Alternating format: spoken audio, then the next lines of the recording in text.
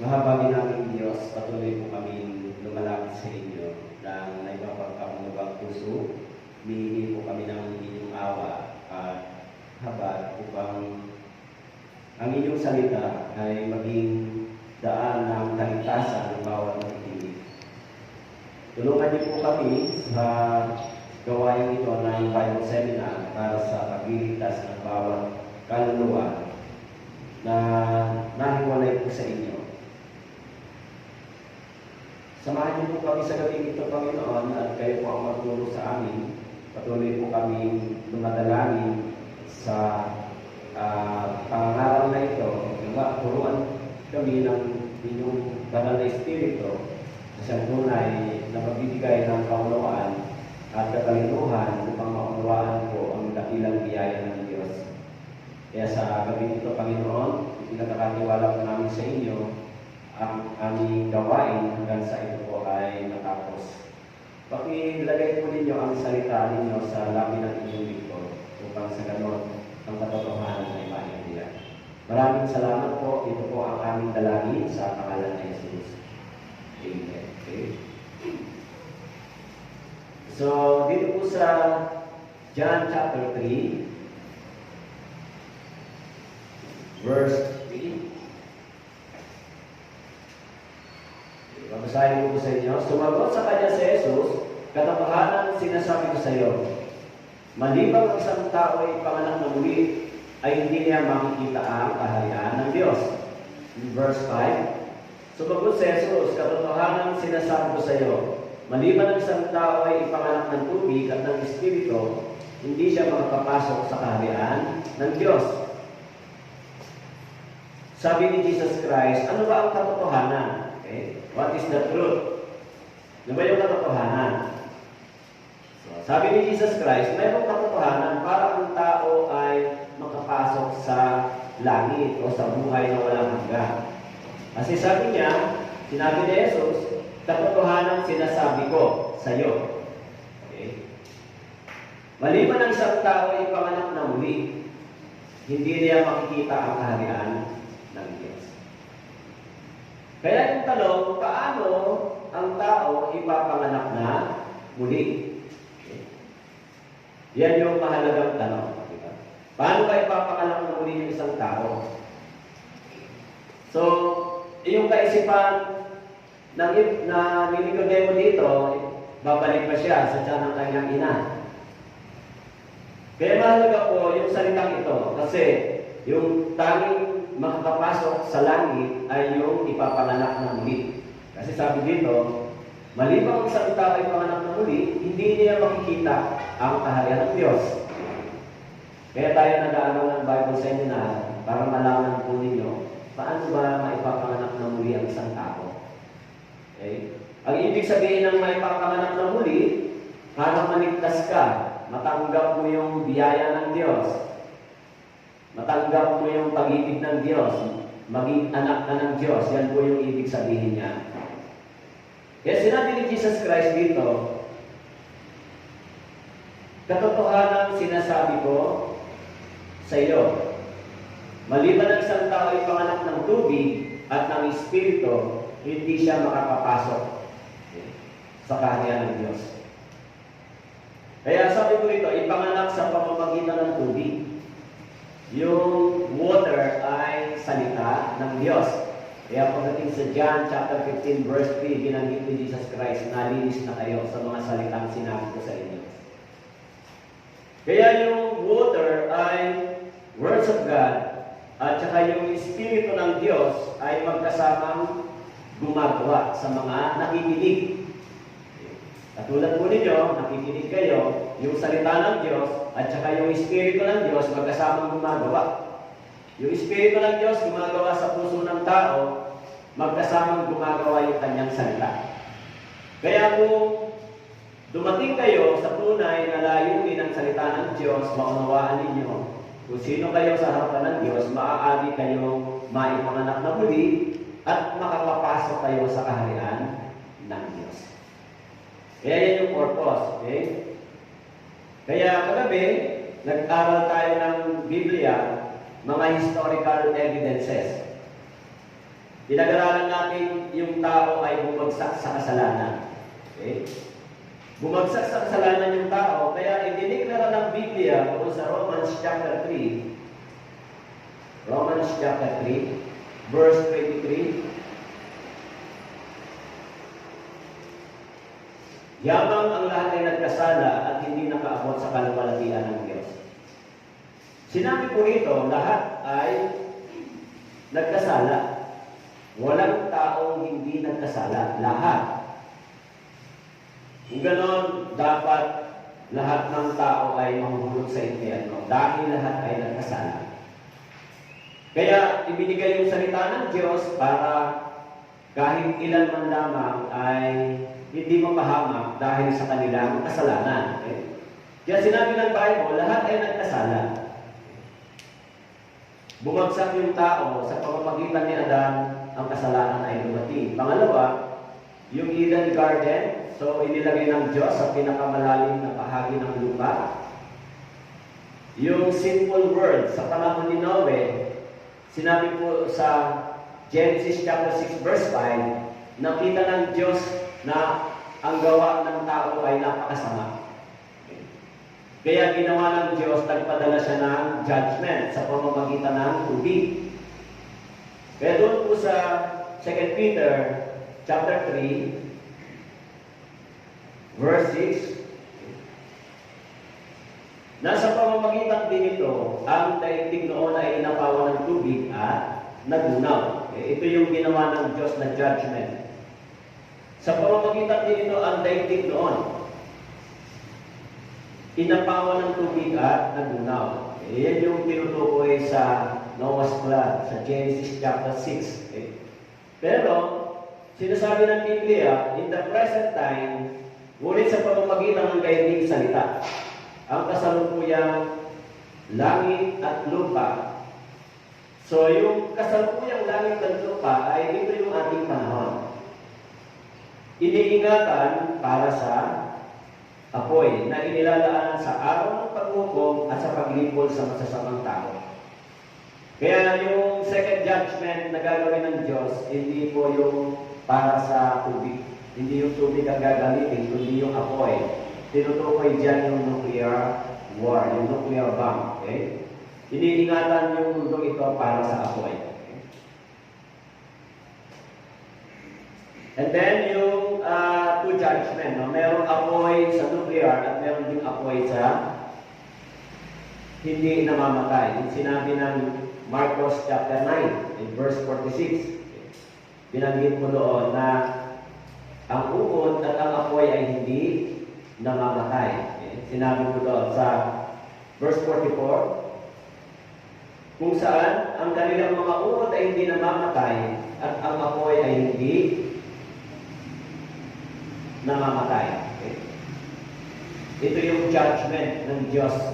So, para doon sa eternal judgment. Okay? Kaya ngayon, pag-aralan po natin yung tinatawag na signs for Jesus' second coming. Okay? So, kung titignan natin yung panahon, lahat ng mga nangyayari ngayon ay nakasulat naman sa Biblia.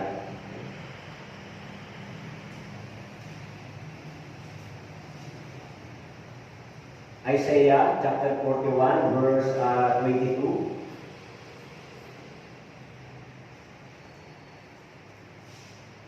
Hayaan dalhin nila at ipahayag sa amin kung ano ang mangyayari. Sabihin sa amin ang mga dating bagay, kung ano ang mga iyon, upang malaman ang kalalabasan nila, o ipahayag ninyo sa amin ang mga bagay na darating. Sabi ko dito, ipahayag ninyo sa amin ang mga bagay na darating. Ipahayag. Ano ba yung darating? Kaya sinabi dyan, ipahayag sa amin kung ano mangyayari. Sabihin sa amin ang mga dating bagay, kung ano ang mga iyon. This is the history. Diba? Kaya yung Biblia nagsasabi ng mga nakaraan at sa mga darating na mangyayari. Okay? Kaya yan yung pag-aaralan natin ngayon. Sign for Jesus' second coming. Okay? So, sana matapos natin ito. Medyo marami-rami ito, pero susubukan natin matapos. yung the world religion, yung world political system, yung climate change, yung world economy, human condition, yung rapture, and the last is started fighting, yung chips. Diyan po tayo ito sa pag-aaral. Lahat po yan ay nandito sa loob ng Biblia. Signs for Jesus' second coming. Sabi ni Webster, yung signs ay a posted command, warning, or direction. Warning or direction. This is the sign. Okay. Kaya doon sa Luke chapter 12, verse 54, sinabi ni Jesus Christ, sinabi rin niya sa napakaraming tao, kapag may nakita kayong ulap na tumataas sa kanluran, ay agad ninyong sinasabi na may darating na malakas na ulan. Gayon na ang nangyayari. At kapag nakikita ninyong umihip ang hangin habagat, sinasabi ninyo na magkakaroon ng matinding init. Ito ay nangyayari. Kayong mga mapagkumari, marunong kayo magbigay ng kahulugan sa anyo ng lupa at ang langit. Subalit, bakit hindi kayo marunong magbigay ng kahulugan sa kasalukuyang panahon? Sabi ni Jesus Christ, yung mga tao daw, kaya nilang hulaan kung sabi diyan, merong darating na malakas na ulan. Okay. Kaya din nilang hulaan kung magkakaroon ng matinding init, tag-init. Okay. Pero, hindi nila mabasa o mahulaan yung mga tinatawag na kasalukuyan o kasalukuyang panahon. Yung mga tao, alam nila, pag tumingin sila sa langit, pag nagdidilim, alam nila ito ay uulan. Okay. Alam din nila ito ay init. Subalit, hindi nila alam yung nalalapit na pagdating ng Panginoon. Yung signs. Okay. Ano ba yung signs? Sa Bible, nang nalaman ng mga tao na si Jesus Christ ay dumating, tumingin sila sa tala o doon sa bituin na nakaturo doon sa sabsaban. Kaya nalaman nila na si Jesus Christ ay dumating na. Okay? Pero, pag akyat ni Jesus sa langit, nag-promise siya na muli siyang babalik. Okay? Kaya, sa pagbabalik ni Jesus Christ, hindi na tayo titingin sa langit o sa bituin o sa tala. Titingin na tayo dito sa Bible kung ano ang nakasulat. Kung ano ang mga signs na siya ay malapit na dumating. Okay? Kaya sinabi ni Jesus Christ, marunong kayo magbigay ng kahulugan, marunong kayo tumingin sa mga bagay ng panahon, pero hindi nyo alam yung kahulugan ng panahon. Okay. Kaya signs for Jesus' second coming. Una, yung isang palatandaan ng malapit nang dumating si Jesus Christ, yung history ng bansang Israel. Yung history ng bansang Israel ay parang time clock ng Diyos. Yung pagtawag sa kanila, pagkatapos yung pagpapala ng Diyos na naging sumpa, yung kanilang pagtalikod, ikinalat sila sa iba't ibang panig ng mundo. And then after 1,900 years, yung promise ni Jesus Christ, bago siya dumating, muli sila ibabalik sa kanilang sariling bansa. So yan ay natupad na, yung mga sinabi ni Jesus. Kaya yan yung pag-aaralan natin. Okay? Kaya yung history ng Israel, una yung kanilang spiritual condition nang dumating si Jesus Christ. Ano yung kalagayan nila sa spiritual na kalagayan ng si Jesus ay dumating? Yung temple o yung templo na sinira noong AD 70. Yung dispersion of God's people dahil sa kanilang disobedience. After 1,900 years, yung kanilang restoration. Yung promise na muli silang ibabalik bago dumating si Jesus Christ. The rejection of Messiah and Jesus' prophecy fulfilled. Okay. Ang ibig sabihin nito, lahat ng ito ay nakasulat sa Biblia. Nang dumating si Jesus Christ, yung spiritual condition ng bansang Israel ay blinded. Okay. Kaya sinabi ko rito, nang malapit na siya at nakita ang lungsod, ito ay kanyang iniyakan na sinasabi, kung sa araw na ito ay alam mo sana ang mga bagay na tungo sa kapayapaan, subalit ngayon nakapugli ito sa iyong mga mata. Nang dumating si Jesus Christ, yung katugmaan ng promise para sa bansang Israel, hindi siya nakilala ng kanyang sariling bayan. Hindi siya na-recognize. Kaya sinabi niya, subalit ngayon nakapugli ito sa iyong mga mata. Kaya doon sa John chapter 1 verse 10, siya noon ay nasa sanlibutan at ang sanlibutan ay ginawa sa pamamagitan niya. Gayunman hindi siya nakikilala ng sanlibutan, si Jesus Christ. Siya'y naparito sa kanyang sariling tahanan, yung bansang Israel. Siya hindi tinanggap ng kanyang sariling bayan. Kaya dumating si Jesus Christ dito, sa mundong ito, hindi siya kinilala. Hindi siya kinilala ng bansang Israel. Kaya doon sa John chapter 16, verse 8 and 9, at pagdating niya, kanyang susumbatan ng sanlibutan tungkol sa kasalanan, sa katwiran at sa kahatulan. Tungkol sa kasalanan sapagkat hindi sila sumasampalataya sa akin. Yan ang dumating si Jesus Christ dahil sa kanilang hindi pagsampalataya kay Jesus. So, dahil sa kanilang pagtalikod sa salita ng Diyos. So, nag-prophecy si Jesus Christ tungkol sa kanilang pagkawasak at pagbagsak. Okay? Kaya doon sa nagbigay ng propesya si Jesus Christ bago po siya mamatay. The temple's prophecy, yung destruction during AD 70. Habang nagsasalita ang ilan tungkol sa templo, kung paano ito'y napalamutian ang magagandang bato at ang mga handog ay kanyang sinabi. Kanyang sinabi si Jesus Christ.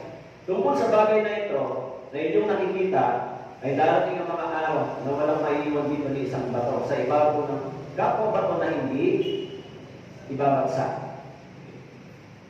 Kaya dahil sa kawalan nila ng pananampalataya kay Jesus, nang dumating si Jesus Christ, hindi sila sumampalataya, nagpropesiya si Jesus Christ. Sinabi niya, darating ang mga araw na walang maiiwan dito ni isang bato sa ibabaw ng kapwa bato na hindi ibabagsak.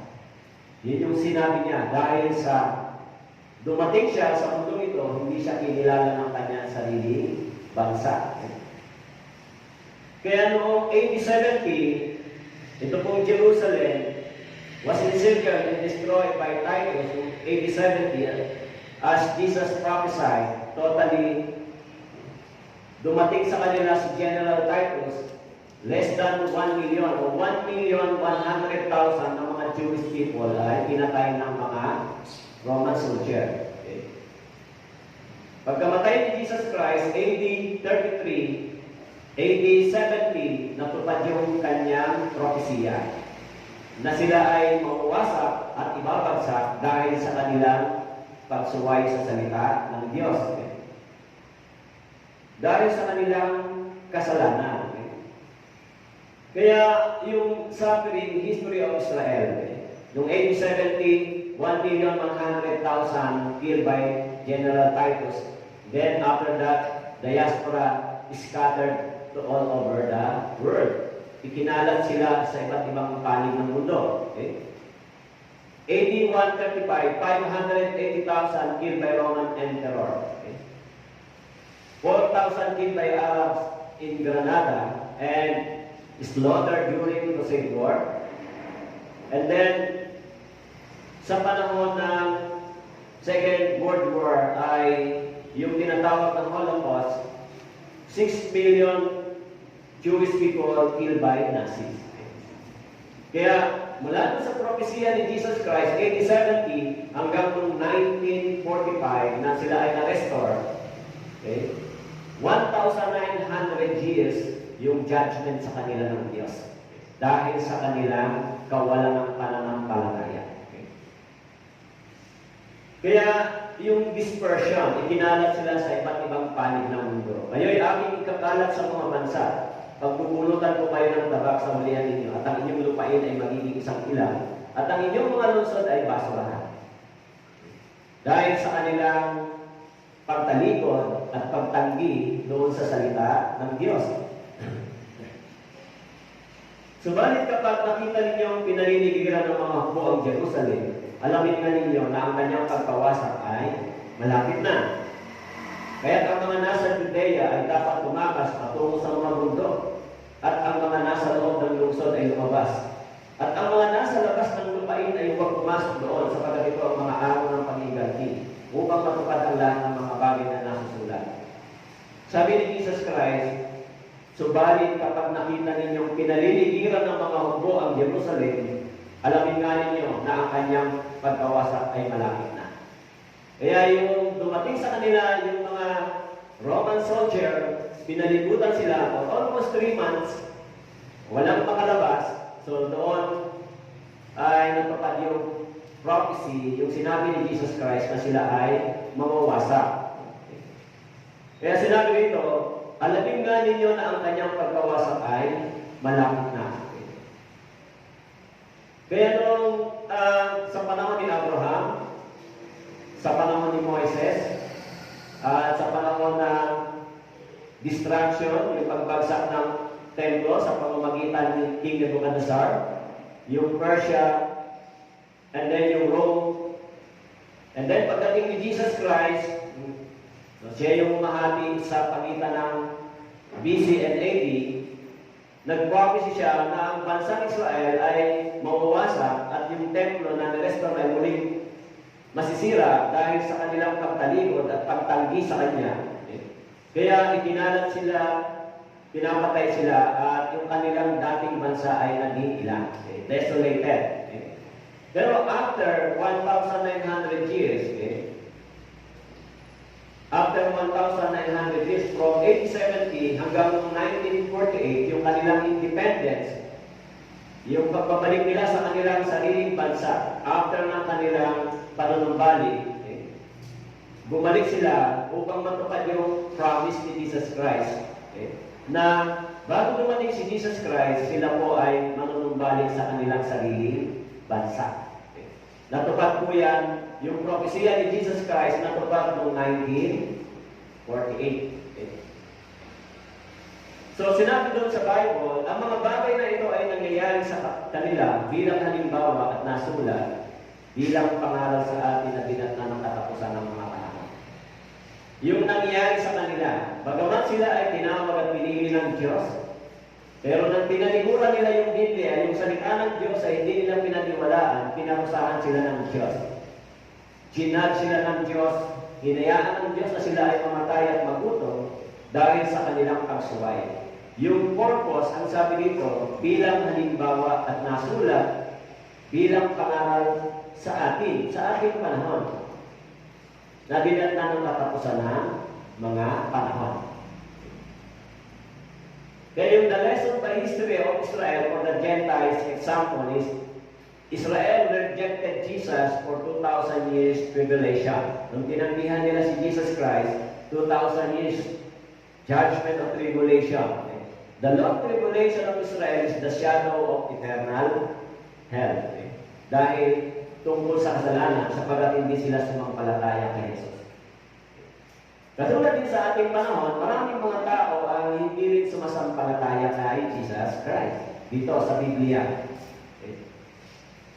Kaya naghihintay din sa kanila yung judgment ng Diyos. Pero ipinangako ng Panginoon na muli silang ipabalik. God promised to restore Israel before Jesus' second coming. Kaya noong 1948, natupad po yung pangako ng Diyos. This is the sign. This is the sign for Jesus' second coming. Israel restoration after 1,900 years. Kaya ito po yung panahon na the state of Israel is born after 1,900 years. The first Prime Minister of Israel ay si Ben-Gurion, announced the independence after 1,900 years. It's May 14, 1948. Okay, so tingnan natin ito.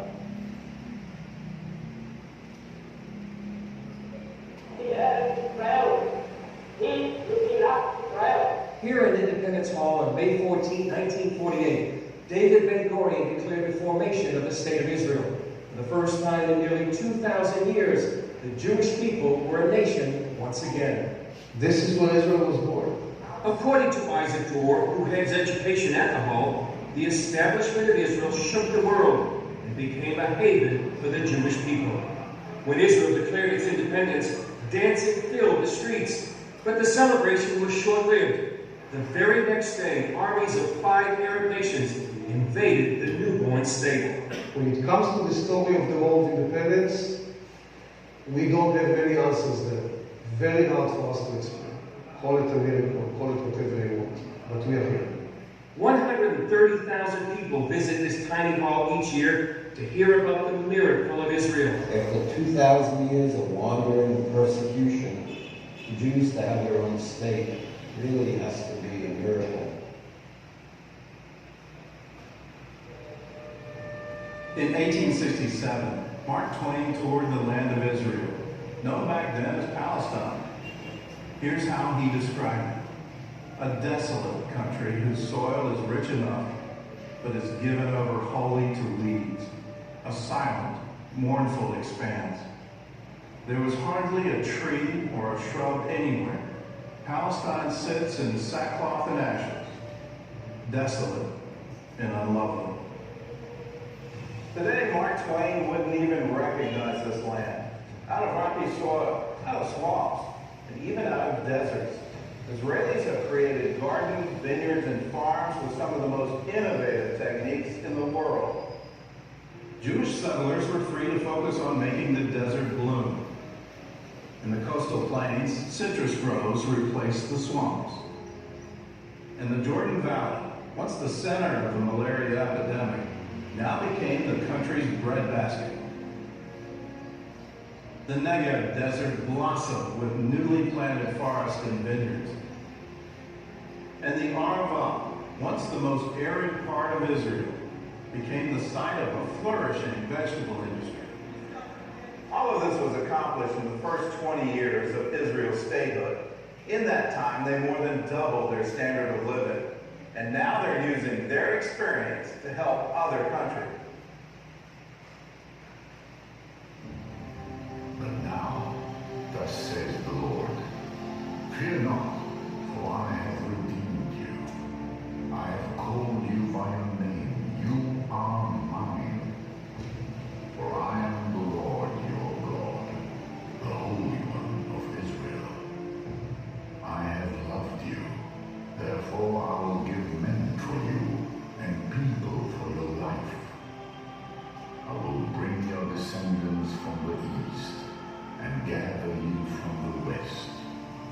I will say to the north, give them up, and to the south, do not keep them back.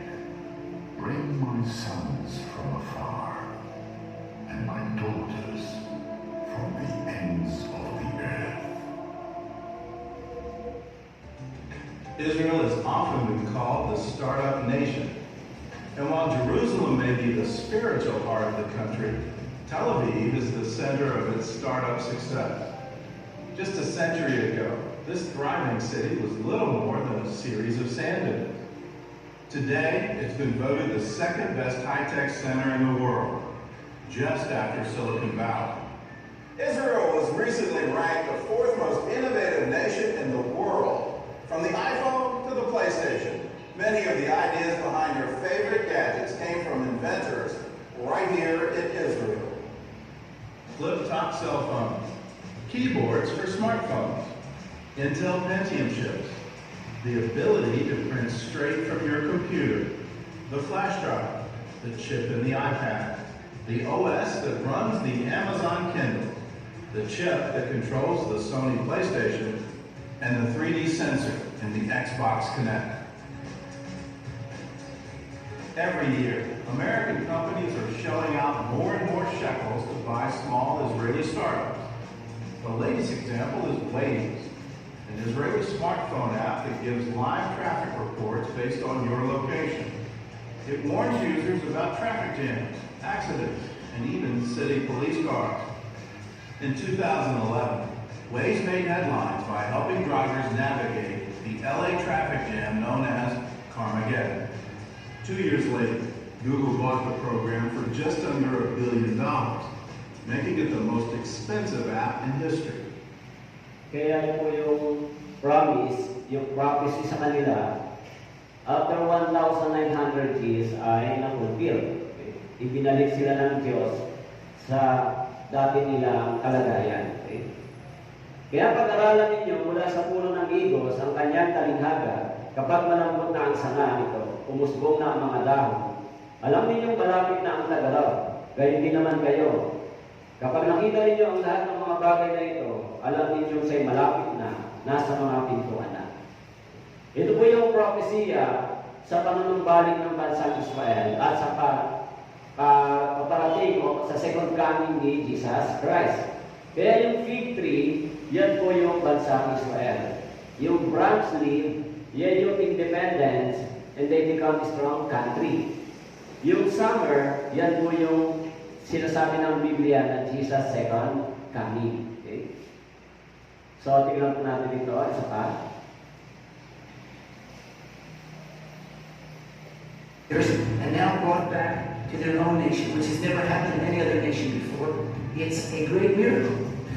The fact that Jerusalem came back into control of Jewish government is looked at by most prophets and teachers as a major fulfillment and a sign of the end times of the return of Yeshua. Jesus gave an interesting parable in Matthew 24. He said, I want you to look at the fig tree. He said, when the branches of the fig tree become soft, and when the first leaves come out, then you will know that the end is near, and that generation will not pass away till all that happens.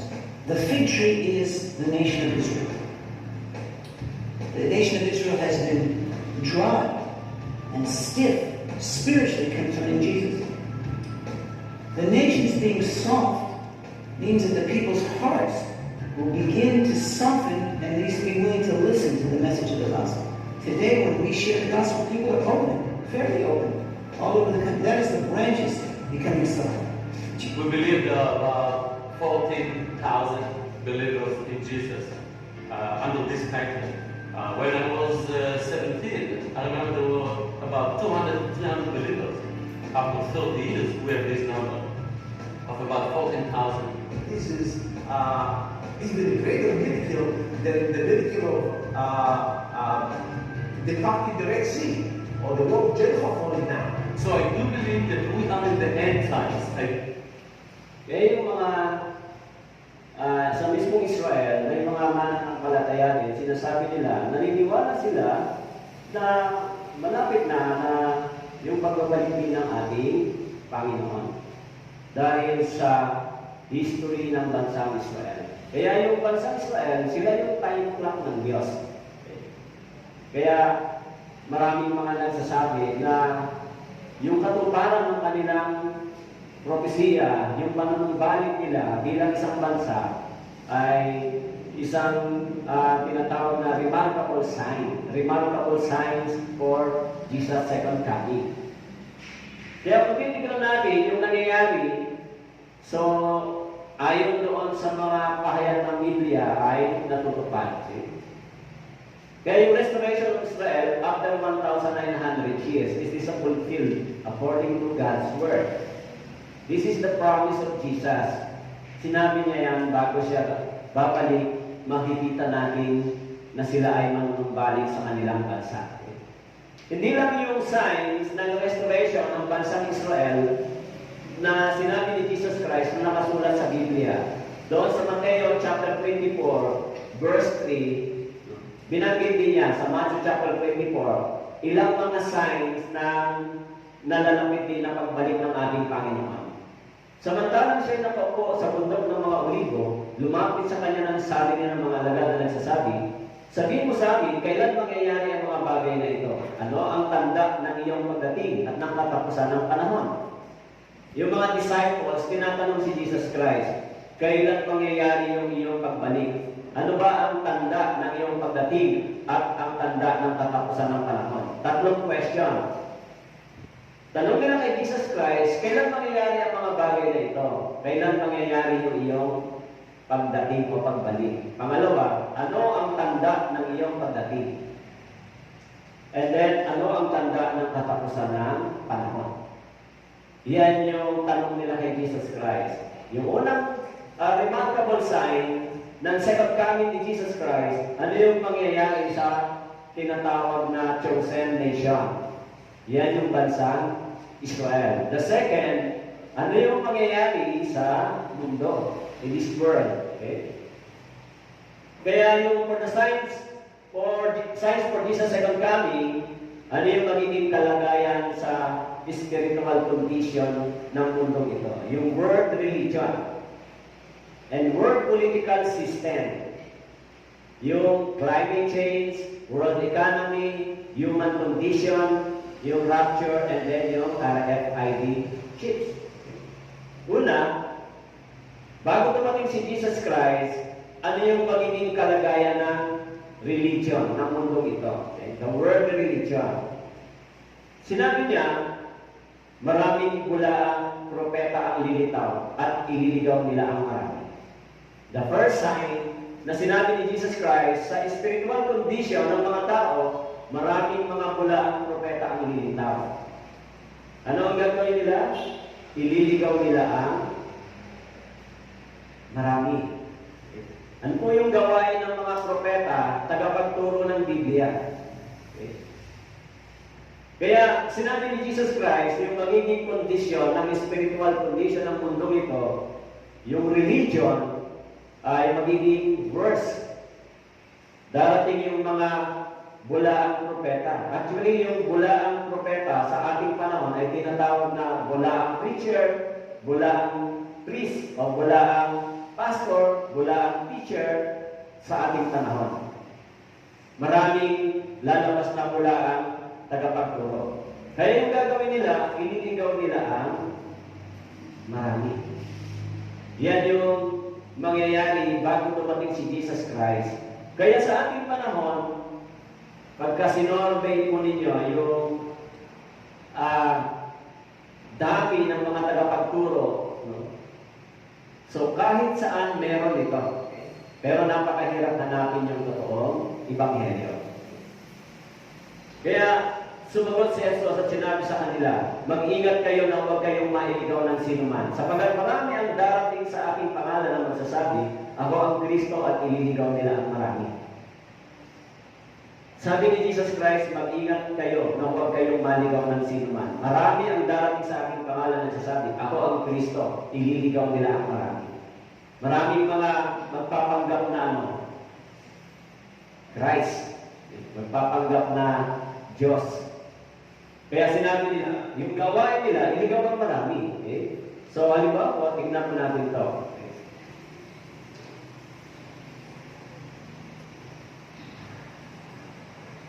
Nakakita na ako ba kayo ito? Ha?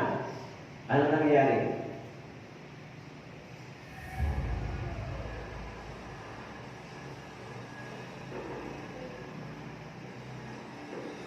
Nangigisay? Kaya maraming mga makikita nating mga himala, di ba?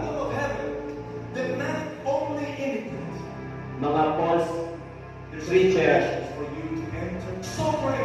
false teacher, false evangelists, kaya darating. That he shed his blood, that he was crucified, that he was nailed to the cross. I was only sitting there. In his feet, but after the prayer, she was totally healed. She could not see. Her both eyes is problem. And after the prayer, she can see very clearly. So she felt something on the eye, something's moving. Something's moving in her eye. What? Or Let's give Jesus a great praise. A million thanks. They are saying that no one can change you. I thought I'm gonna die as an LGBTQ member, but I feel the fire inside me. After this, I will never be the same again. The Lord set me free.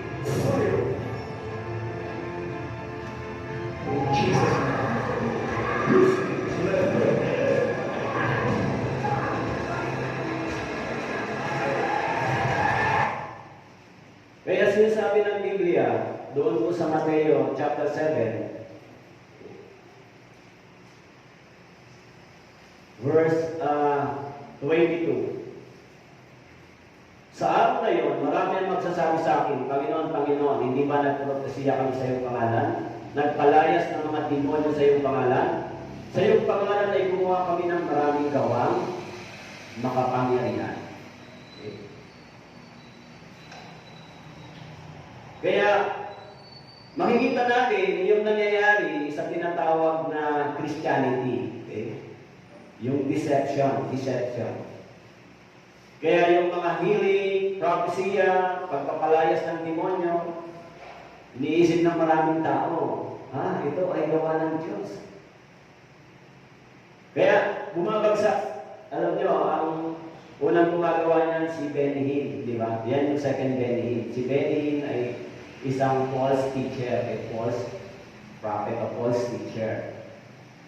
Kaya, sinabi ni Jesus Christ, in the last days, ililigaw nila ang marami. Maraming bula ang propeta ang ililitaw at ililigaw nila ang marami. Kaya yung mga tao, pag nakakita yan, maniniwala sila, sasama sila.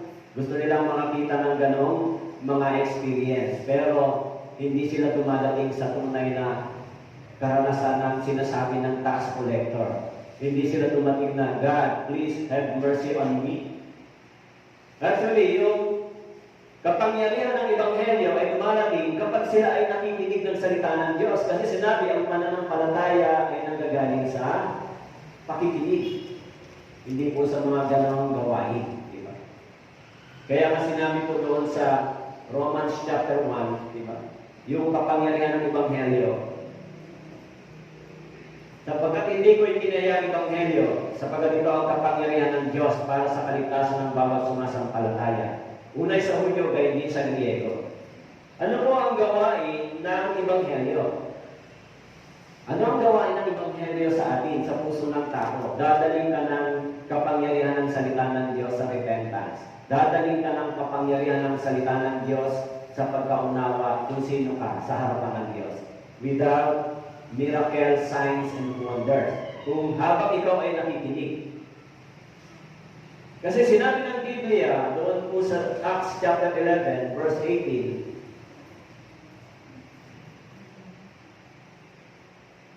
Acts chapter 11, verse 18.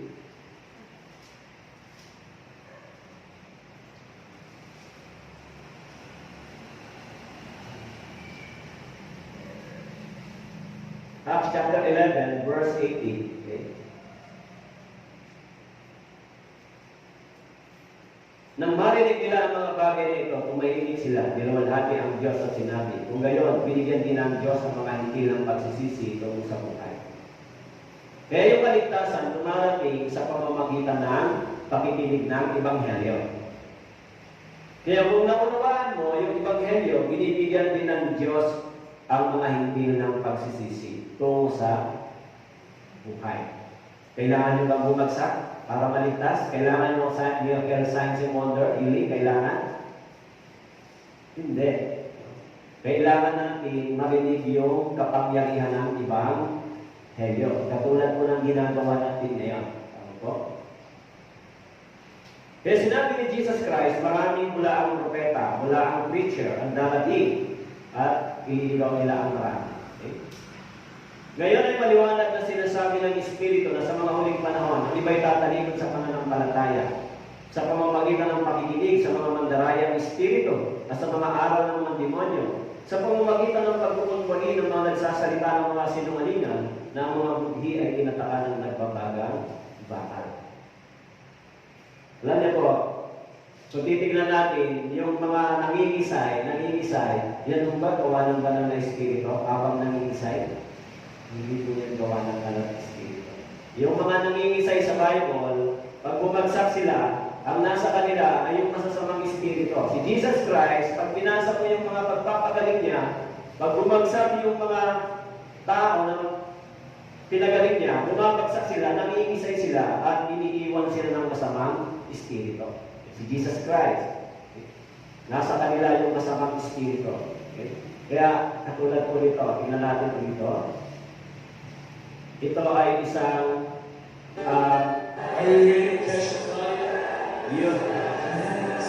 There's going to be a flyer for every that is out there in the world.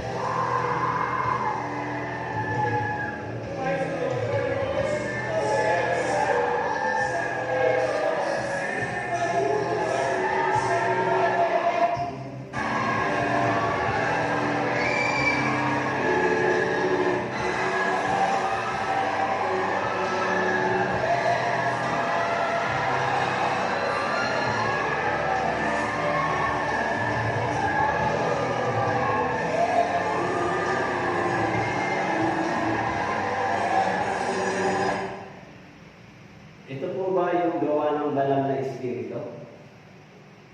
Ganyan lang ba yung gawa? Actually, yung gawa ng banal na Espiritu ay nakasulat sa Galatians chapter 5. Diba? The fruit of the Holy Spirit. Magkakaroon ka ng love, patience, diba? Magkakaroon ka ng bunga ng banal na Espiritu. Pero yung bunga ng banal na Espiritu, hindi yung ganito. Mangingisay ka, diba? Actually, dati, nakadalo ako sa mga ganito. Pero sa totoo lang, masasabi ko na nakaranas ako ng mga ganito, dumalo sa mga ganito. Pag kayo iniisip ko, napaka-emotional ng mga Pilipino sa ganito. Makarinig lang ng tugtog, makarinig lang ng... Pero, sa totoo lang, yung pangangaral ng Ebanghelyo ay hindi ganito yung resulta. Hindi ganito. Yung pangangaral ng Ebanghelyo, magbabago yung ating pamumuhay kahit hindi tayo nangyayari sa ganito. Diba? Pero ngayon sa Christian community, sa mga pastor, nag-spread yung ganitong teaching, yung ganitong practices sa loob ng church. Kaya sabi ng Bible, ngayon paliwanag na sinasabi ng Espiritu, nasa mga huling panahon, ang iba'y tatalikod sa pananampalataya sa pamamagitan ng pakikinig sa mga mandarayang espiritu. Mandarayang espiritu. Kaya, ngunit may lumitaw ding mga bulaang propeta sa gitna ng sambayan kung paano sa inyo'y pagkakaroon ng mga bulaang guro. Palihim na magpapasok ng mga nakakapinsalang turo. Hindi naman nila alam na yung kanilang paniniwala ay dadalhin sila doon sa kapahamakan. Palihim na nakakapinsalang turo. Kaya sinabi doon sa 2 Thessalonians chapter 2, verse 9,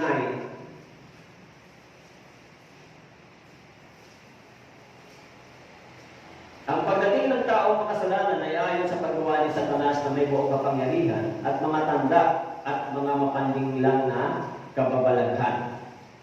At may lahat ng mapandayang kasamaan para sa mga napapahamak, sapagkat tumanggi silang ibigin ng katotohanan upang sila ay maligtas.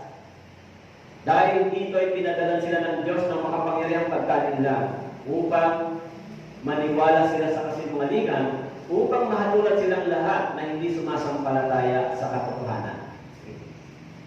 Kaya yung mga tao, instead na makinig ang salita ng Diyos, dumating sila sa tunay na repentance, katulad ni Peter, nang dininay niya si Jesus Christ 3 times, dumating siya sa repentance, pero na-realize niya na si Jesus Christ ay mamamatay para sa kanya. Kaya sa ating panahon, makikita mo yung itsura ng Kristyanismo, yung Christianity. And then, meron din tinatawag na religious war, di ba? Ayan yung mga Islam, di ba? Pag binasa niyo po yung Quran, nakasulat doon yung annihilate yung mga taong hindi naniniwala kay Allah. Okay? And false teachers exposed, even sa us. Sa Amerika, napakaraming mga false teacher. Okay? Napakaraming mga sinungaling na tagapagturo, maging sa Pilipinas, worldwide. Okay. The second, the word politics and the rumors of war. Sabi ni Jesus Christ in Matthew chapter 24 verses, makakarinig kayo ng digmaan at ng mga bali-balita ng mga digmaan. Madalas natin naririnig yan yung mga rumors of war, di ba? Sa pagitan ng mga malalakas na bansa. Maging dito sa Pilipinas, tama ba yung bilang?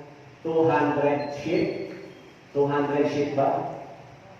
More than 200 ship ng Amerika, ng China ay nakaparada ngayon sa karagatan ng Pilipinas. Naka-stay sila. No? Sabi ng Amerika, actually hindi lang ngayon yan, last year pa raw yun. Last year pa. Okay. Kaya nangangamoy yung rumors of war, di ba? Digmaan. Kaya kung titignan natin, yung sinasabi ng Biblia, bago dumating si Jesus Christ, makikita natin yung ganito. Dahil binanggit niya na, makakarinig kayo ng digmaan at ng mga bali-balita ng mga digmaan. Kaya yung digmaan ng ang Amerika at ng Iran, hindi pa rin natatapos hanggang ngayon. Di ba? And then yung world economy. Ano po yung mangyayari sa world economy? Actually ngayon yung ekonomiya ng buong mundo ay halos bumagsak dahil sa virus. High cost, the outbreak brought terrible human suffering in China as it is continued to do elsewhere. Along with significant economic costs, by all indications, China's slowdown in the first quarter of 2020 will be significant and will leave a deep mark for the year.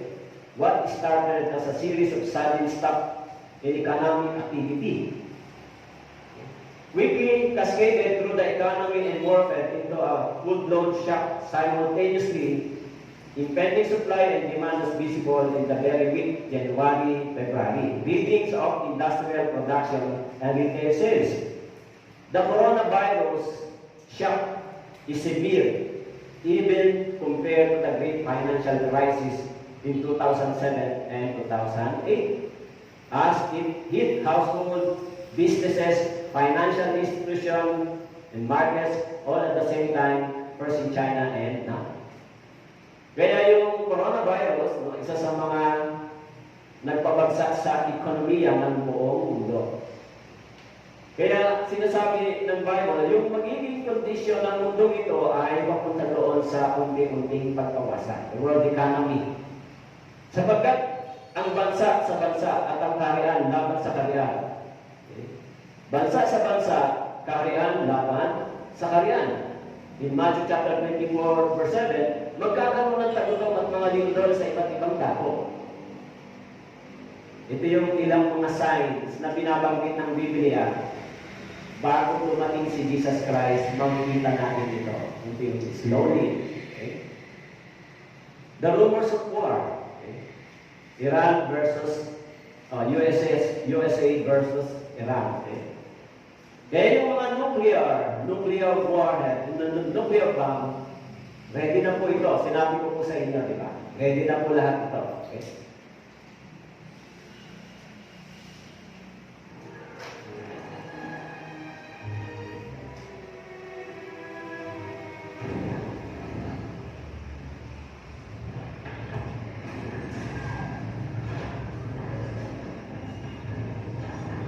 Gaano kaya kalakas yung isang nuclear bomb, nuclear warhead, di ba?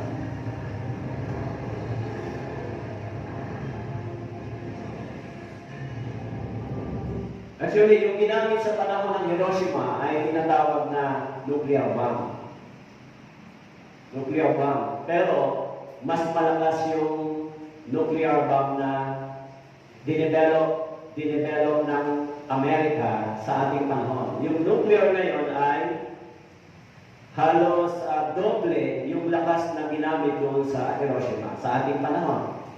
Kaya sa palagay ko, kung isang nuclear bomb lang ay kayang pumatay ng milyong katao. Okay? Isang nuclear bomb na nilikha ngayon ng bawat bansa, lalo na ng Amerika. Alam niyo po yung Korea o North Korea, no? Last na rinig ko sa Diyos ay nagke-test sila nito. Yung ballistic missile, IBM, na tinatry nilang gamitin, nag-create sila ng sarili nilang nuclear bomb. Okay? Kaya, sa ating panahon, kahit mag-research po kayo sa internet, makikita niyo ito. Okay? Halos nag-display yung mga malalaking bansa ng kanilang sariling sandata. Global famine, magkakaroon ng tagutom. Okay? So,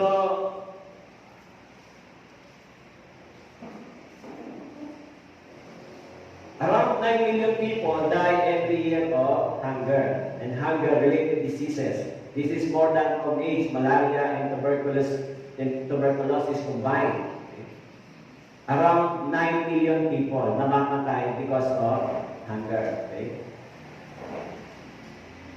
A child dies from hunger every 10 seconds. Okay? Poor nutrition and hunger are responsible for the death of 3.1 million children a year. That's nearly half of all deaths. Children under the age of 5. The children die because their bodies lack basic nutrients. Sa WHO po yan yung resources. Okay? Pag mag-research po kayo, mag-type lang kayo. Ilan ba ang namamatay sa gutom every year? So, naka-record po yan sa internet. Okay? Kaya, sa ating panahon, meron ding famine. Okay? May famine po ba ngayon? Meron ba? Kaya yung gobyerno, baon na rin sa utang dahil sa pagbibigay ng ayuda. Di ba? Halimbawa sa NCR, lockdown sila. Ang daming bumagsak na mga businesses, walang trabaho. Paano yung pagkain? Kaya tendency yung mga tao pagka sila ay nagkaroon ng mga depression, nagkaroon sila ng mga stress, baka tumaas yung krimen. Di ba? Magkakaroon ng mga looting, nagkakaroon ng famine, ng gutom. Okay? Kaya ngayon, dahil sa ang trabaho ay mahirap hanapin, nagsasara yung mga company, so maraming mga nagugutom. Okay? Sumunod, yung earthquake, sinabi ni Jesus Christ, magkakaroon ng tagutom at mga lindol sa iba't ibang dako. Sinabi ni Jesus Christ, sapagkat maglalaban ang bansa sa bansa, kaharian laban sa kaharian, magkakaroon ng tagutom at mga lindol sa iba't ibang dako. Ito yung ilang mga signs na makikita natin bago dumating si Jesus Christ. Okay? Kaya ilan pang earthquake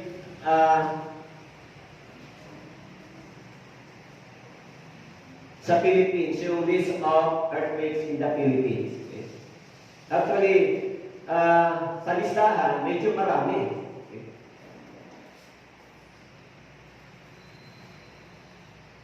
From 2001, okay, yung earthquake, date, magnitude, location, and date. Yung year, magnitude, location, and date. Okay. 7.5 sa Davao Region. Okay. 7.5 Davao Region. 6.5 Samar and Mindoro. So, marami po yung earthquake. Okay. Kaya, mapapansin natin, habang paparami ng paparami, papalakas din ang papalakas yung pagyanig. Okay. 7.6 sa Samar, August 31, 2012. Okay. So, maging sa Philippines, yung map, pag nakita natin, yung map, wake map, okay. Ito po ay 2020 na mga earthquake dito sa Pilipinas. Sunod-sunod, April 22, April 26, May 1, May 6, April 20. So, sunod-sunod yung paggalaw. Sinabi ni Jesus Christ yung mga bagay na ito, na bago siya bumalik, makakakita tayo ng mga ganitong pangyayari, earthquake. Kaya yung bahay, tumagilid na, di ba? Yung earthquake doon po sa Japan, 2011 po ito. Nagkaroon ng malaking tsunami, no? 2011.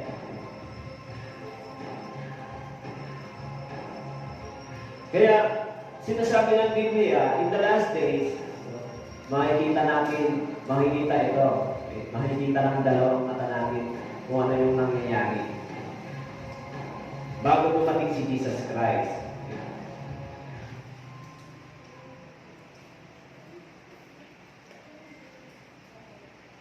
And climate change. Okay? Sila'y mapaparang, subalit ikaw ay mananatili at silang lahat ay manulumang gaya ng kasapatan. Yung pagbabago ng panahon, di ba? Mas mainit, mas malakas yung mga bagyo, yung typhoon. Okay? In Isaiah chapter 28, verse 22. Isaiah chapter 28, verse 22.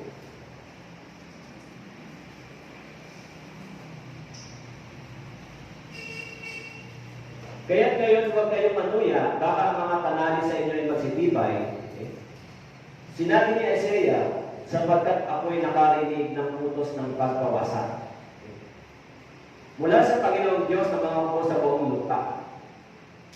Sabi ni Isaiah, ako'y nakarinig ng utos ng pagkawasak. Yung mundong ito, papunta sa pagkawasak.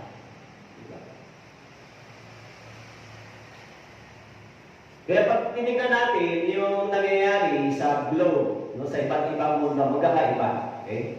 Mayroong mga huge fire, mayroong mga tinatawag na earthquake, mayroong storm, o yung flood. Okay? So mayroong mga tinatawag na tsunami, or sa Amerika, yung mas malalakas na mga bagyo, di ba? Mas malalakas na storm sa Amerika. Okay? Sa iba't ibang panig ng mundo, iba-iba yung nangyayari. Iba't iba. Okay? Kaya yung mundong ito, kung mapapansin natin, sinasabi ng Biblia ay papunta sa pagkawasak. Okay? Kaya yung climate change, maging yung ice doon sa North Pole and South Pole, okay, na natutunaw. And then yung the highest temperature of heat, yung strong typhoon, tornadoes, yung mga volcanic eruption, the flood all over the world, drought all over the world, and the huge fire. Nakikita niyo ba to? Itong mga ito? Nakikita niyo ba? Ibig sabihin yung mundong ito ay papunta saan? Sa pagkawasak. Sinabi ni Jesus Christ na ito yung mga makikita niyo bago siya dumating. Okay? And pestilence. Okay? Yung matinding problema natin ay yung COVID. And then, hindi pa nga nakaka-discover na solution. Meron ng variant. Maging sa Pilipinas, di ba? Meron na rin siyang, merong African, merong European, and then merong Philippines variant. Meron nang na-discover. Di ba? Meron na tayo sariling variant na na-discover bago. At ngayon, Pilipinas sa buong Asia ang pinakamataas na mayroong number ng tinamaan ng COVID. 124,680. Yung Pilipinas ang mas pinakamataas sa buong Asia. Kaya, dito sa Pilipinas, yung cases updated for March 30, yung confirmed cases, 741,181. Yung deaths, 13,191. Yung namamatay. Sa Pilipinas lang po. Okay? Pero yung global cases, 128,104,216. Yung global. Yung death, 2,801,695. Yung death worldwide, yung mga namatay na dito sa virus na ito. Kaya dahil dyan, yung virus na ito ay hindi lang po pumapatay, kumikitil ng buhay, hindi lang po yan, nagdala din ng pagbagsak sa ekonomiya ng buong mundo. Alam nyo, minsan, iniisip ko kung makakabalik pa ba ang mundo ito sa normal na pamumuhay. Makakabalik pa kaya tayo sa normal na pamumuhay? Parang hindi pa nasusolusyonan yung COVID, meron ng kasunod. Meron ng kasunod. At ngayon, maraming mga cases, di ba? And then yung the powerful technology, di ba? Yung system, yung RFID and chip. Actually, ito ay, sa ngayon, ito po ay ginagamit pa lang sa mga sasakyan. Meron ba nito sa mga sasakyan? Meron?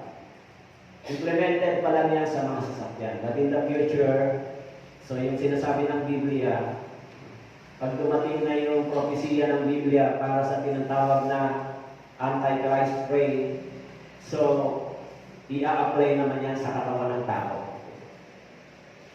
Magiging mga nuclear warhead controlled by computer sa ating panahon. Yung IBM system. Okay? And then yung human condition. Ano yung nangyayari sa kalagayan ng tao sa ating panahon? Dahil sa paglaganap ng kasamaan, ang pag-ibig ng marami ay lalamig. Dahil sa paglaganap ng kasamaan. Kaya doon sa 2 Timothy chapter 3, verse 1 to 5. 2 Timothy chapter 3, verse 1 to 5.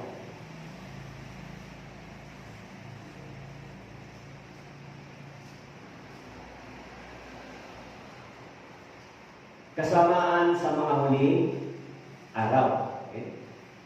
Ngunit unawain mo ito na sa mga huling araw ay darating ang mga panahon ng kapigabian, sapagkat ang mga tao ay magiging maibigin sa kanilang sarili. Maibigin sa salapi, mayayabang, mapagmalaki, mapanlait, suwail sa mga magulang, mga walang utak na loob, walang kabanalan, walang patutubong pag-ibig, walang habag, mapanirang puri, walang pagpipigil sa sarili, mababangis, mga hindi maibigin sa mabuti, mga taksil, matitigas ang ulo, mga palalo, mga maibigin sa kalayawan, sa halip ng mga maibigin sa Diyos.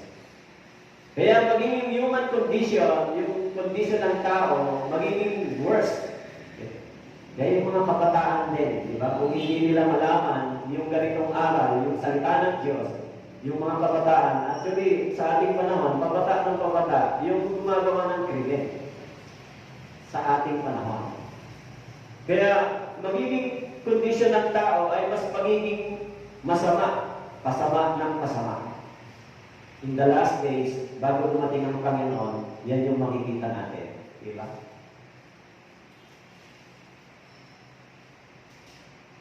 So, ito lang ilang mga news na nakuha ko. 12 anyos na biktima, binahasa, pinatay, binaon sa bakuran. Pero marami pang krimen yung nangyayari sa ating panahon, di ba? Yung buhay ng tao ay napakadali lang tuloy sa ating panahon. Kaya yung the sign of the end of the age, false Christ will appear, hero of wars and rumors of war, nation against nation, famine and earthquake.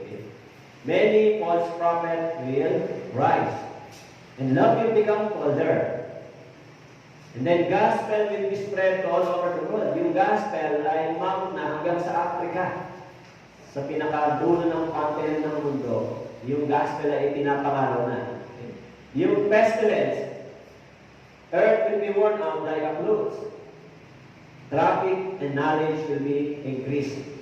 Ito po yung sa ating panahon ay yung technology o yung computer system.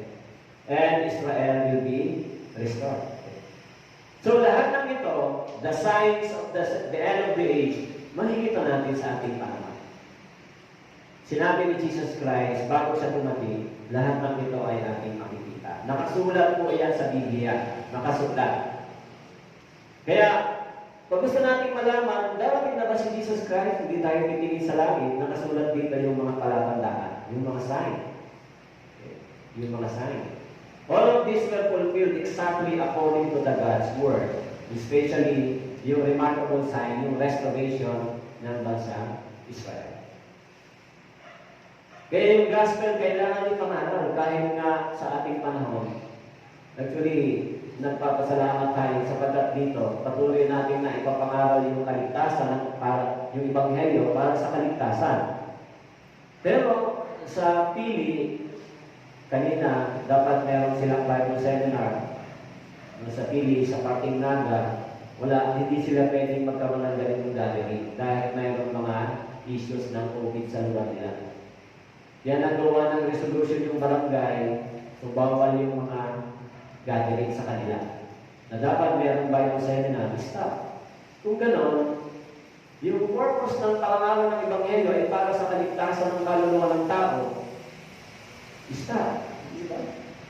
E paano kung COVID ang dumating, hindi na ako na yung kamatayan, mahulog sila sa impyerno.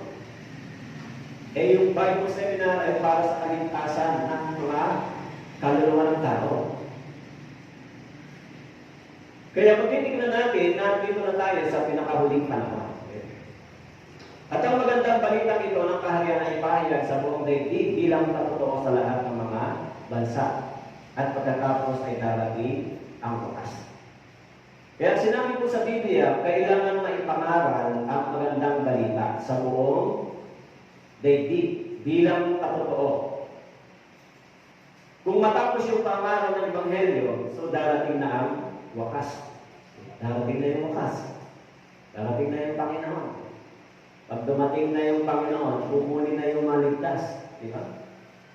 Yung mga hindi ligtas maiwan. Okay?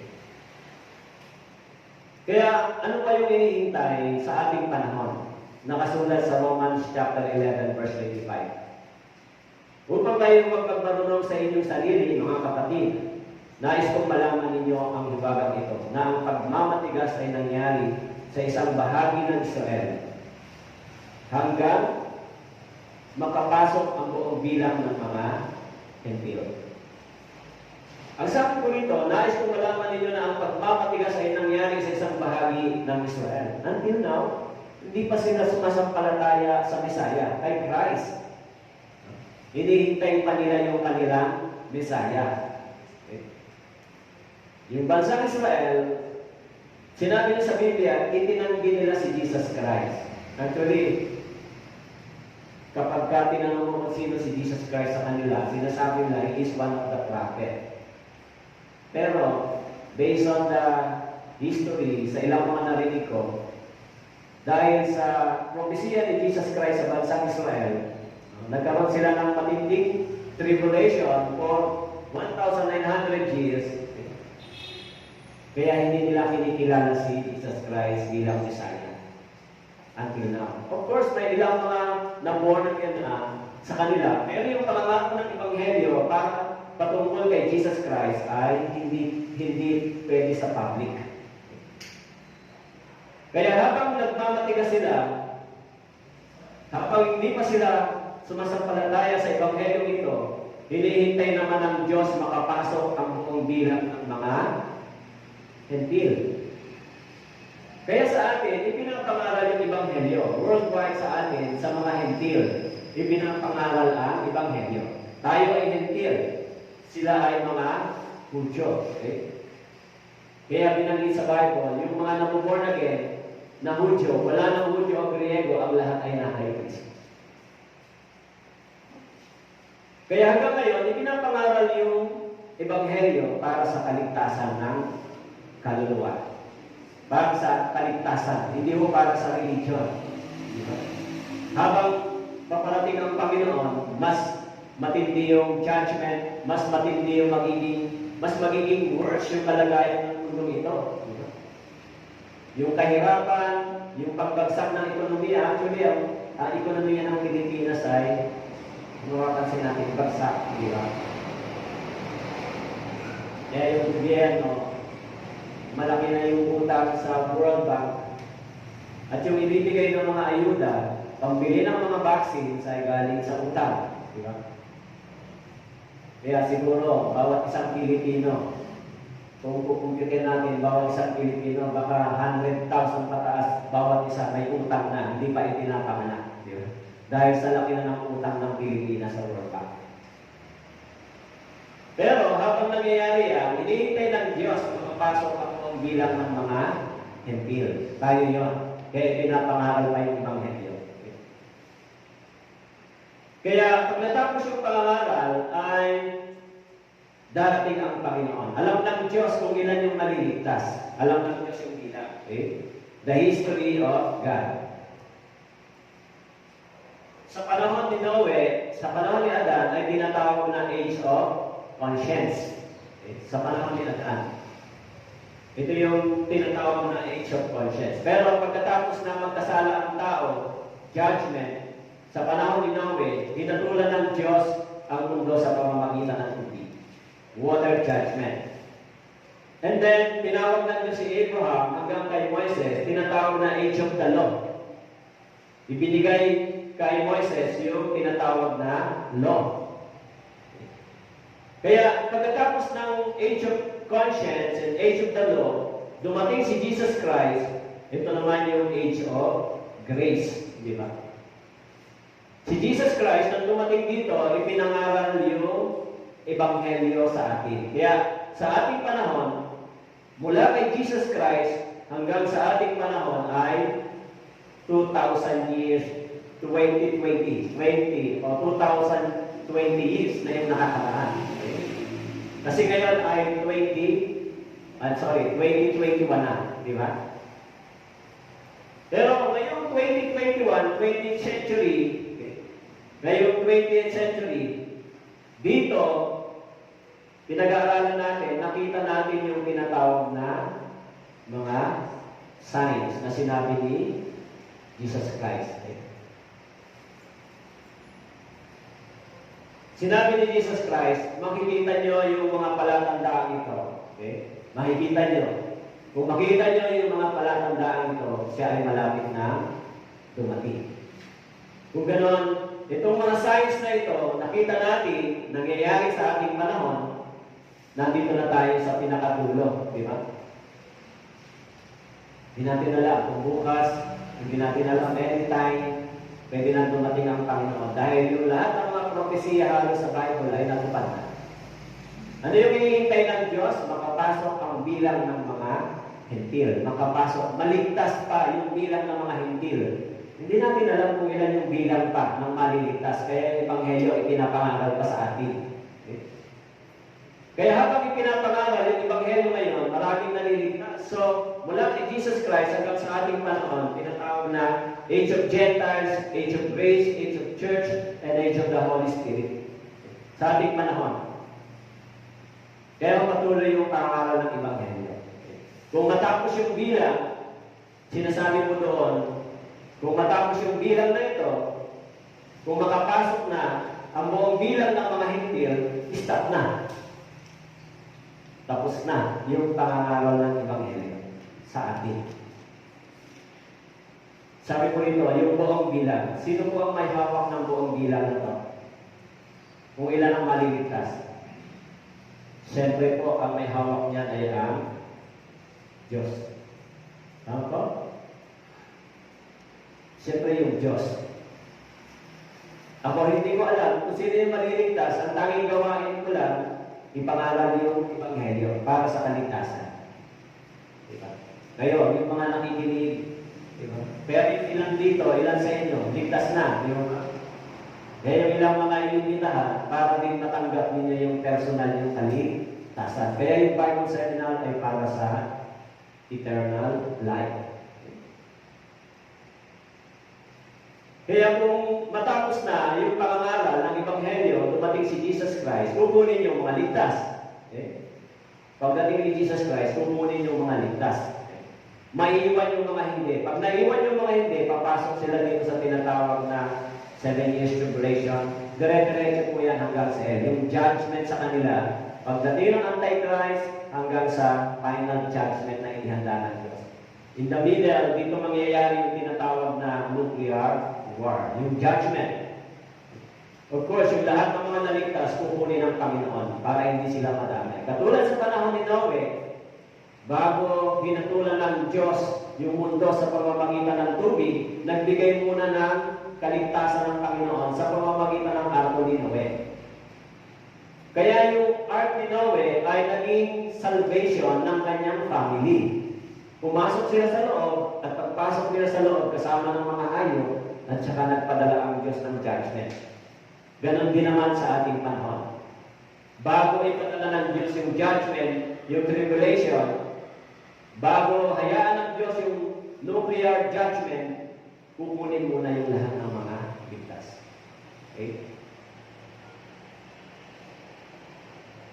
Sapagkat ang Panginoon mismo ang bababa mula sa langit na may sigaw, may tinig ng arkanghel at may trompeta ng Diyos. Ang mga namatay kay Kristo ay babangon muna, pagkatapos tayong nabubuhay na natitira ay agawin kasama nila sa mga ulap upang salubungin ang Panginoon sa papawin. Sa gayon ay makakapiling natin ang Panginoon magpakailanman. Ang sabi ko dito, pagdating ng Panginoon, ang mga namatay sa Panginoon, inabutan ng kamatayan ng mga born again, mga ligtas, babangon muna sila. Pagkatapos yung mga inabutang buhay na natitira ay aagawin kasama nila sa mga ulap. Kukunin. Okay?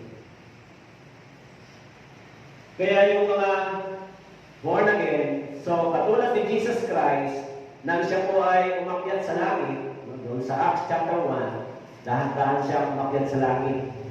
Yung mga born again, meron ding mga Pilipino na maliligtas, kaya kukunin din sila. Di ba? So, kung gano'n, lahat ng mga maiiwan, pupunta sila doon sa judgment ng Diyos. Lahat ng mga hindi naligtas. Okay? Tingnan mo natin. Jesus is coming. You may be in church. You may be at work. You may be asleep. God grant that you will be ready when He makes His personal appearance. My God, what if His appearance occurs on a Sunday? My prophetic word to you this morning is get ready! Get ready! It's all came back right now. Would you make it? Hell is a real place, and I don't want you to come there. We've been reporting on the bizarre phenomenon that seems to be taking place not just in this country, but all over the world. Anything great God isn't going to solve anything. Don't look at me, young lady. I done said you can see that boy when we get to church. This is not the way it's supposed to be. It's all we all will live. It's going to be joyful for those who are around you, but it's going to be sad for those. Paano pag naiwan? Di ganito. Wala nang pag-asa. Kapag naiwan, wala nang pag-asa, so papasok doon sa judgment ng Panginoon.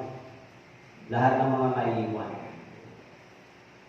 Pero, sinasabi ng Biblia, walang nakakaalam kung anong araw o oras darating ang Panginoon. Di ba? Kaya sinabi ko doon sa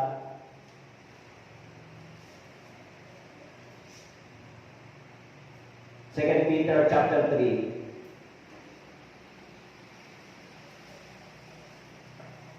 Second Peter chapter 3, verse 10. Ngunit darating ang araw ng Panginoon na gaya ng isang magnanakaw. Darating ang araw ng Panginoon na gaya ng isang magnanakaw. Ibig sabihin, yung pagdating ni Jesus Christ ay surprise. Yung magnanakaw, hindi rin nagsasabi kung kailan magnanakaw, di ba? Surprise. Ganon din naman yung pagdating ng Panginoon. Walang nakakaalam. Darating siya na parang isang magnanakaw. Kaya hindi natin alam kung ngayon, bukas, or anytime. Kaya dapat, bago dumating si Jesus Christ, magkaroon ng assurance ng kaligtasan. Bago siya dumating, dapat yung kaligtasan ay sure. Dapat meron na tayong kaligtasan bago dumating si Jesus Christ.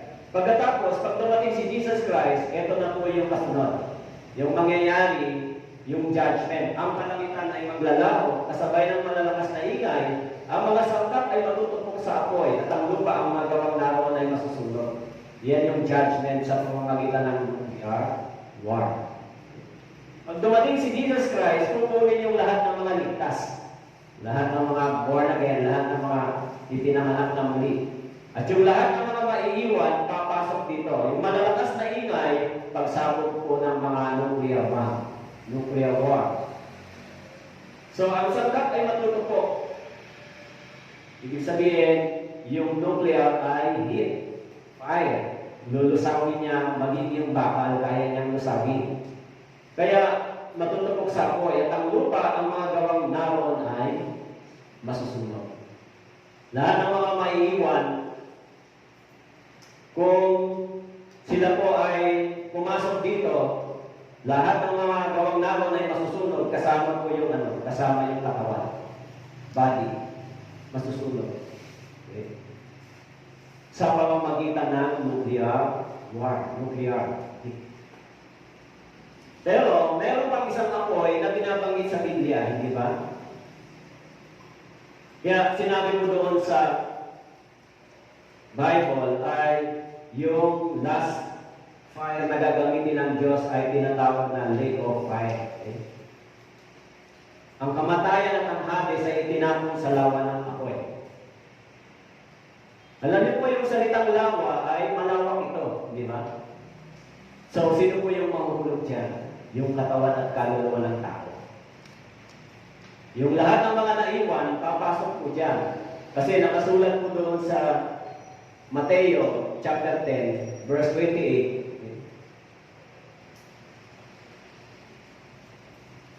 Huwag ninyong katakutan ang mga pumapatay ng katawan, ngunit hindi nakakapatay ng kaluluwa. Katakutan niyo siya makakapuksa ng kaluluwa at ng katawan sa impyerno. Okay. Lahat ng mga may iwan, hindi ligtas. Kaya po, yung mga naiwan na to, matindi yung kanilang pighati. Matindi yung kanilang pighati.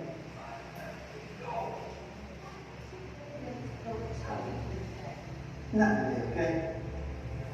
To be taking place now.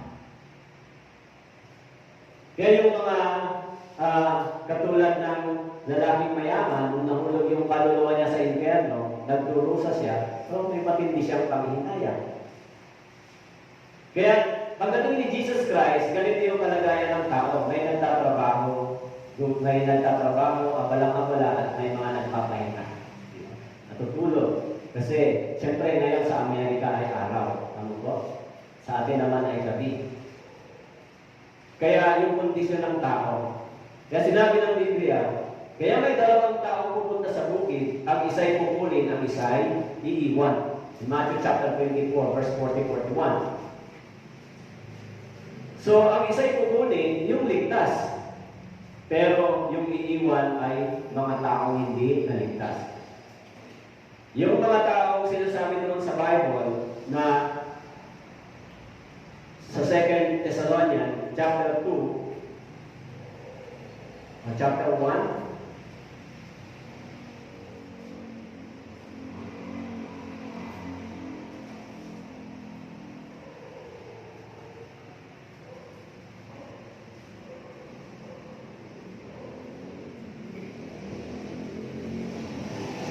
nasa nagliliyam na apoy na magbibigay ng parusa sa mga hindi kumikilala sa Diyos at sa mga hindi sumusunod sa Ebanghelyo ng ating Panginoon.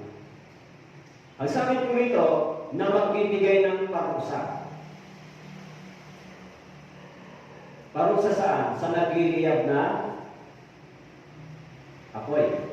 Lahat ng maiwan. Kaya lahat ng mga hindi sumampalataya sa Ebanghelyo ito, kahit narinig nyo na ito, hindi kayo sumampalataya, ito po yung sinasabi ng Biblia. Okay? Kaya pag dumating si Jesus Christ, ang sabi po, ang isa'y iiwan, pero ang isa'y kukunin. Ibig sabihin, bago dumating yung judgment, kukunin mo na yung mga naligtas, pero yung mga hindi ligtas, maiwan sila. Kung maiwan sila, papasok sila doon sa judgment ng Diyos sa nagliliyab na apoy na tasod. Kaya sinabi po doon, magbantay kayo sapagkat hindi ninyo nalalaman kung anong araw darating ang inyong Panginoon. Magbantay kayo. Halimbawa po, sinasabi ng Biblia itong lake of fire o lawa ng apoy. Ang sino mang hindi natagpo ang nakasulat sa aklat ng buhay ay tinapon sa lawa ng apoy. Sa aklat ng buhay, yung hindi naligtas. Okay lang po ba ito sa inyo? Ha? Minsan yung mga taong naligtas, iniisip ko kung gaano ba gaano ba sila ka-desire o gaano ba sila may passion o may pagnanais o gaano ba sila mayroong parang sa puso nila ay magmamadali or magsasakripisyo para lang ma-reach out nila yung family, anak, magulang o sino man para hindi sila humantong dito. Para hindi sila humantong dito. Sino po ang gagawa nun? Kung kayo po ay naligtas, dapat nasa inyo po yung passion na yan, yung pagnanais. Ano po? Hindi ko alam kung halimbawa, hindi ko po alam kung kasi yung father ko naman na saved na. Tsaka yung ilang mga brother ko ay dumadalo-dalo na naman sa church. Nagkaroon na sila ng chance makinig ng Ebanghelyo. Pero, hindi ko alam sa ibang mga Kristiyano kung gaano ba sila kalalim sa ganitong kaisipan na maisip nila paano kaya yung nanay ko, tatay ko, kapatid ko, o paano kaya. Siyempre, ayon sa Biblia, hindi natin alam kung anong araw darating si Jesus. Pwede bukas, anytime, pwede. Dahil lahat ng mga signs, nakita na natin, di ba? Siguro, yung iba sa inyo, mayroon kayong malalim na panalangin o desire na yung mga mahal mo sa buhay ay makarating din sa ganito. Di ba? Kasi, kung mag-iisipan natin, ang mga taong hindi niya ligtas at tatapo ng Diyos sa lawa ng apoy, so isang, sa akin, sa kaisipan ko, hindi ito isang, kumbaga sa akin, hindi ito magbibigay ng peace of mind. Kung iniisip ko, yung mga mahal ko sa buhay, paano sila? Inaalala sila, hindi ba? Paano sila?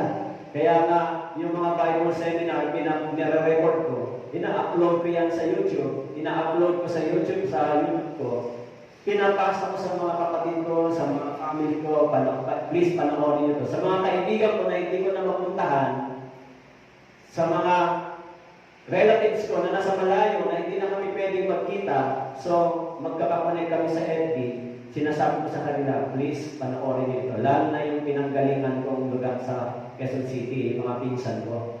Kasi kilala naman nila kung sino ako dati. Hindi ko na sila mapuntahan para evangelize, so minsan kinokontak, kinokonek ko sila at sinisend ko yan sa kanila. Please, panoorin nyo itong Bible seminar na ito. Hindi ko alam sa inyo kung ganyan din ang inyong ginagawa or meron kayong passion sa ganyan. Kasi iniisip ko, sa ating panahon, kailangan natin magmadali, hindi ba? Bakit po? Ang dami nating kaagaw sa buhay. Coronavirus, gutom, yung mga stress, hindi natin alam kung anong mangyayari sa kanila. Yung kamatayan, bigla na lang dumarating. Pero kung wala tayong gagawin para sa kanila, hindi natin ginawa yung kahit na anong paraan man lang may paalam sa kanila, mas masakit yun sa atin, hindi ba? Mas malaking pananagutan natin yan sa Diyos. Lalo na po kung ligtas na po kayo. Kasi kung iniisip ko, itong itinapon sa lawa ng apoy, iniisip ko, anong mangyayari kung itinapon sa lawa ng apoy ang isang tao? Anong mangyayari sa kanya? Iniisip niyo po kaya? Kaya yung Bible seminar ay hindi po isang gawaing religion, isang seryosong gawain dahil ang nakataya dito ay buhay at kamatayan. Diba? Hindi tayo traditional na gawain, kundi ito po ay isang gawain ng pagliligtas ng Panginoon sa kapangyarihan ng Panginoon. Kaya sinabi ng Bible, magbantay kayo sapagkat hindi niyo nalalaman kung anong araw darating ang inyong Panginoon. Magbantay kayo. Kaya yung mga nandito na first time, sana dumating sa isip nyo na malaman nyo, hanapin nyo yung kaligtasan ng inyong kaluluwa. Kasi meron dito sa Biblia. Kung kayo maghahanap at magsasaliksik, matatagpuan niyo po yan. Okay? Kaya yung pinakamasakla, dumating yung bagay na huli na ang lahat. Hindi ba? Kung kailan huli na ang lahat, wala nang magagawa. So sana hindi dumating sa ganon. Okay? So sabi, yung water judgment ay tapos na. Yung fire judgment ay on the way pala. At saka itong hellfire judgment. On the way. Kaya, hindi natin alam kung anong araw or anong oras darating ang Panginoon. Pero 100% yung Bible ay true. Mangyayari kung ano ang nakasulat. Ito yung mga time. So, too young to think about God. And then, too self-sufficient to think about God. And too much happy to think about God. And too much busy to think about God. And too tired to think about God. Pero, it's too late to think about God. Kapag namatay na, wala nang pag-asa. Yung sinasabi minsan ng mga ibang nagtuturo, ipapanalangin ka ng mga taong naiwan para makatawid ka at makapasok ka sa langit. It is a false belief. Ang tunay na Savior ng soul ay hindi yung prayer. Prayer ba? Prayer ba yung Savior? Hindi. Yung tunay na Savior ay si Jesus Christ. Si Jesus Christ ang Savior ng soul, hindi yung prayer ng tao. Kaya kung umalis yung tao dito, yung kaluluwa niya, pumasok doon sa destination kung saan siya dinala ng Diyos, wala nang bisa yung panalangin para sa kanya kung hindi niya natanggap yung biyaya ng Diyos bago siya namatay. Sino po yung Savior natin? Sinabi ng Bible sa 1 Timothy chapter 1, verse 15.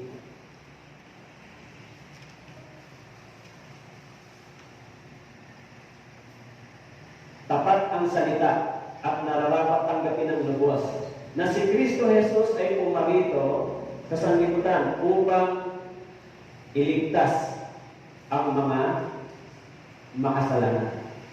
Na ako ang pangunahin sa mga ito. Si Kristo Jesus ay pumarito sa sanlibutan upang iligtas. Pwede natin sabihin upang iligtas ako. Ako? Pwede natin sabihin gano'n. Bakit po? Kasi ako ay isang ano po? Makasalanan. Kaya, kung maunawaan natin yung Ebanghelyo ng Panginoon, maliligtasan niya yung judgment na naghihintay. Maliligtasan niya po. Di ba?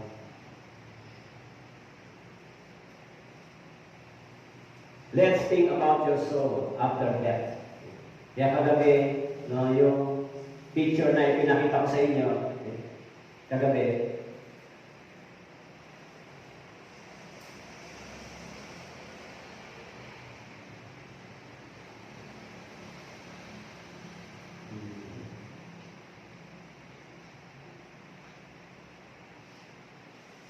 wala dito. So yung iniisip ng isang tao na nakatingin siya doon sa libingan, nakalagay yung RIP. Anong ibig sabihin ng RIP? Rest in peace. Di ba? Kung rest in peace, yung isang taong makasalanan na namatay, meron pa siyang rest in peace? Meron pa siyang rest in peace kung nahulog siya sa impyerno? Meron ba? Wala siyang rest in peace. Yung born again meron. Tama ko? Uuwi siya sa langit, yung naligtas. Kaya dapat pag-isipan muna natin ito bago tayo umalis dito, matanggap niyo po yung kaligtasan. Kaya sinabi ng Biblia, may kukunin at may iiwan. So bukas, pag-aralan natin yung kondisyon ng tao sa paningin ng Diyos. Bukas, sana bumalik po kayo hanggang Friday. Parang ang bilis ng oras, di ba? Alas 8 na sa akin. So, ang bilis talaga ng oras. Kunti pa lang yung napag-aralan natin. Anyway, bukas po bumalik kayo hanggang Friday. Ito, sa tayo na lang. Maraming Diyos, maraming salamat po sa inyong salita. Pinapaalala niyo po sa amin yung panahon ito na nalalapit na po ang inyong pagbabalik. Kaya tulungan niyo po yung mga nakikinig na magkaroon po sila ng pagnanais na malaman yung daan ng buhay at kaligtasan. sa aming paliwaliwalay at pag-uwi. Ingatan niyo po yung bawat isa. Tuloy po kayo at ito po ang aming dalangin sa pangalan ng Jesus. Thank you very much.